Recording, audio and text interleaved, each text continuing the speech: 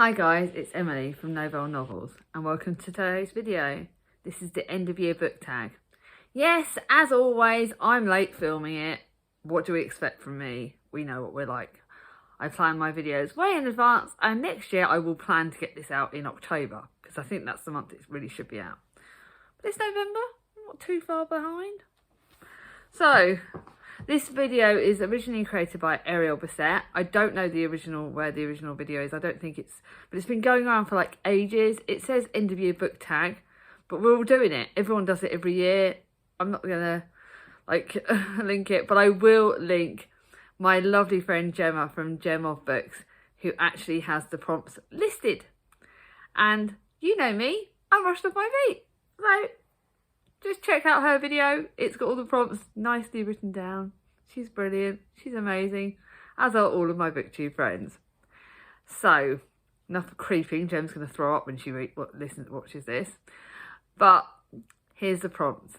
So the first one is, are there any books that you started this year that you need to finish? No, I never do that. I never read a book over a whole year. That's not me. Number 2. Do you have an autumnal book which transitions into the end of the year? Again, I'm a little bit late. It's kind of autumn / nearly winter. Although I count winter now, December, January, February. So technically I'm gonna actually say 2 answers to pretty much all of these. So I've got Middlemarch, which I think is like a bit of an autumnal book, but the one that's definitely autumnal that I'm reading this month is The Manningtree Witches by A.K. Blackmore. This I'm reading in November as well, and this is like witchy, so it's kind of autumnal in the fact that it's witchy. I always think witches are in the autumn. I don't know why, whether it's Halloween, but I'm reading that this month. I don't know when. I'll probably read it a bit later in the month because it does look. I don't know. I'll read it when I read it.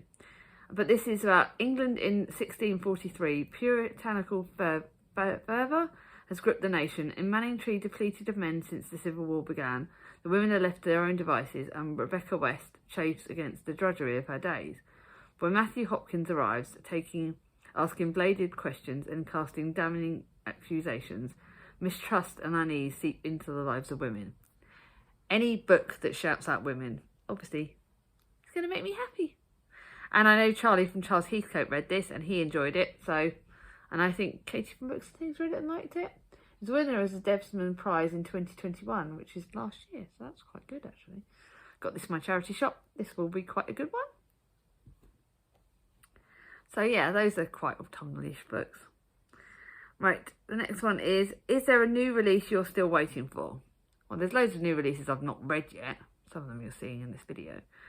But one that hasn't come out at the time of filming this, it is going to be coming out before this video goes live, I believe, is Bloodmark by Tracy Deonn, which is the sequel to Legendborn.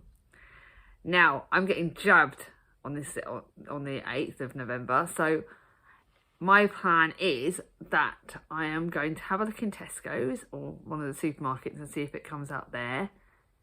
If not, I am going to be Amazoning it because I want that book, and that is going to be my my jab treat to myself because it's definitely well deserved. People have either loved Legendborn or not liked it. I loved it because I liked the fact that it was more about I liked the fact that it was quite diverse, and we had about sort of like Arthur's the Queen of Legend, you know, Arthur, like the Circle of Thingamajiggy. It's historical fiction-y. My brain has gone completely, but it's quite good.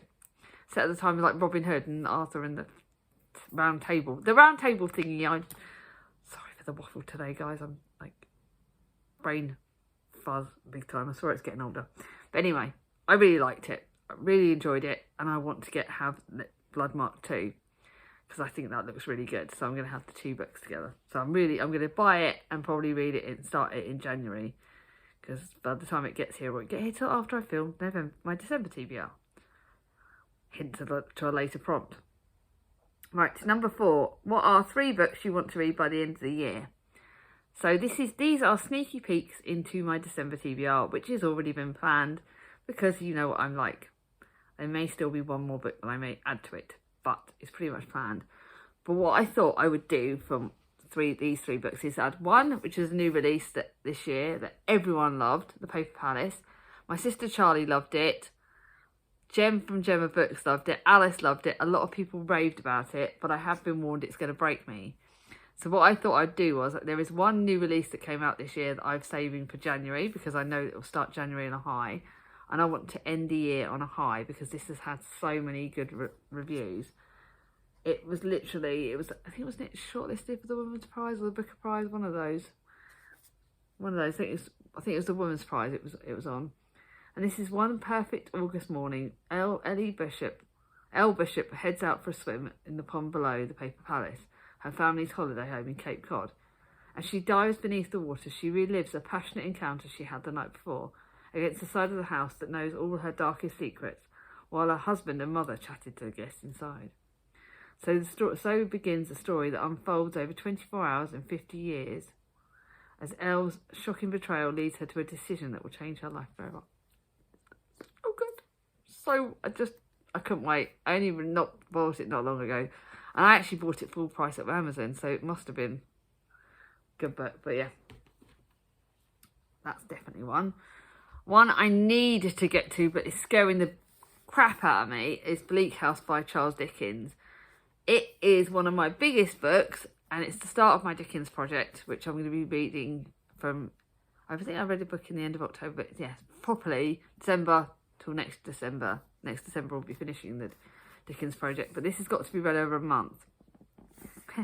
It's got to be read over a month, but it is 740 pages. So it will be steadily read over the course of the month. Now, Alice loved this book and said it was amazing.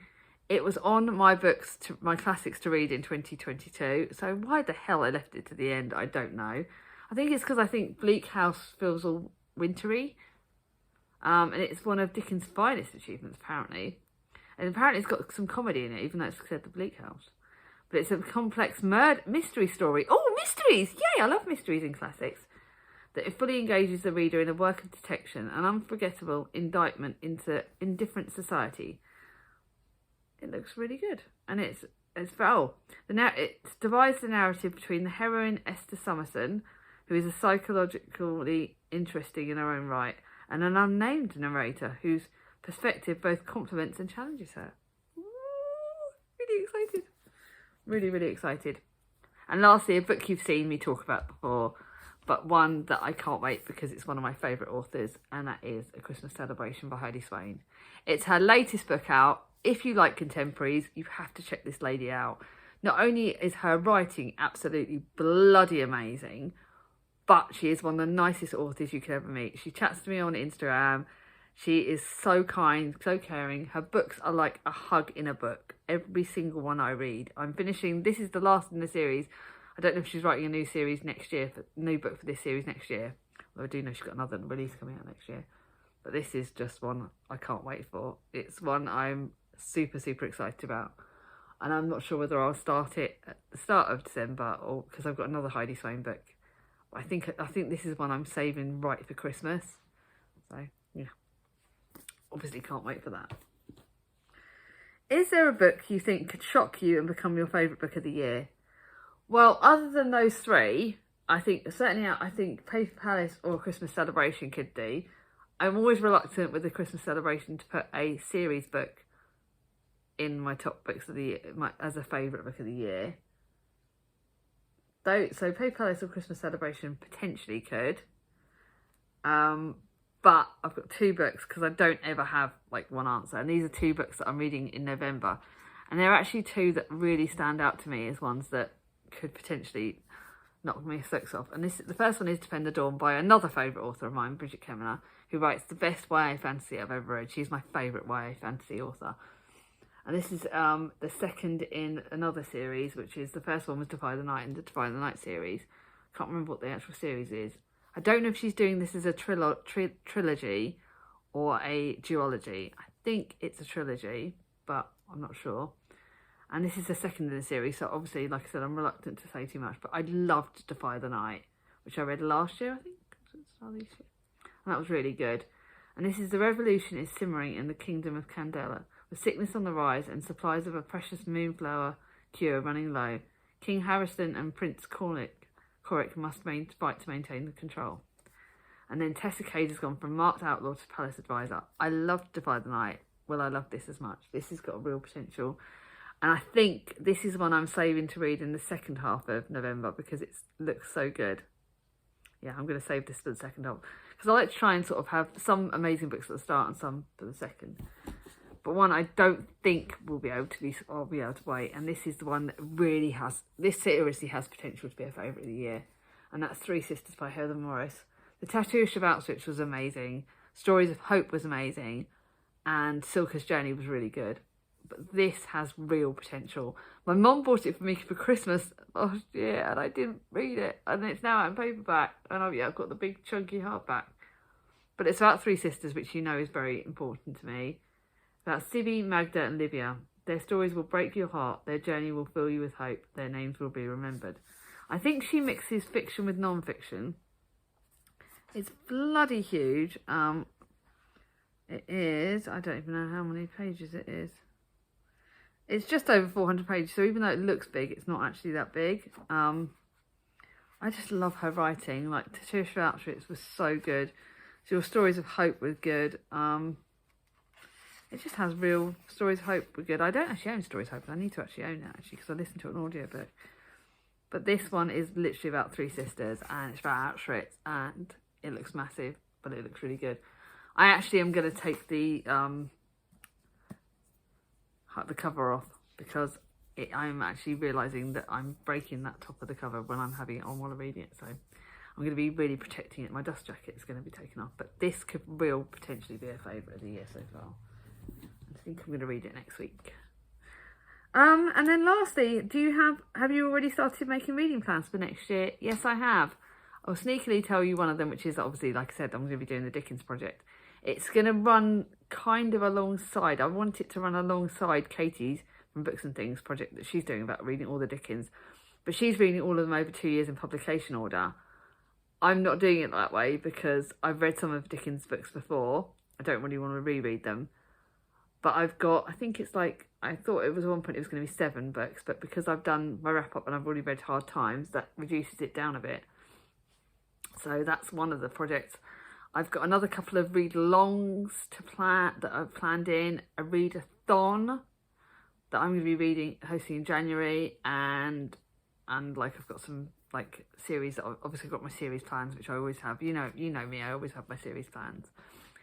I am going to tell you now. I'm not going to have reading goals for December for 2023. Sorry, we were talking ahead because I think it puts too much pressure on my reading and I don't want to do that this year. I don't want to have any sort of set genres because I'm running, for starters, I don't have very many thrillers or non-fiction. So although I'm going to keep thrillers and non-fiction on my shelves, I think that's going to be, I'm not going to thrillers as much. It's sort of something I'm drifting away from again. So I'm not going to have any goals like that. And I know I read loads of classics. I know I read loads of non-fiction and they've always been standardly goals and thrillers. So I don't really want to do that for next year. So what I am going to do is I'm going to have channel plans. So I'll be telling you in December what my channel plans will be for 2023 and things that I want to be doing on my channel rather than reading goals. Does that sound okay? Hope it does. So that's my sort of plan, but I've already started planning quite a lot of it because that's what I like doing. But I'm not going to tell anyone because a lot of my best friends have either done it or are doing it. I know the two Charlies, my sister Charlie and Charlie Heathcote are actually doing a joint one. So I don't know if that'll be coming out before my one or after, but everyone's doing it. So if you like this video though, give it a thumbs up. If you're new to my channel and not subscribed yet, ring on my ding-a-ling and I'll see you all soon. Bye bye.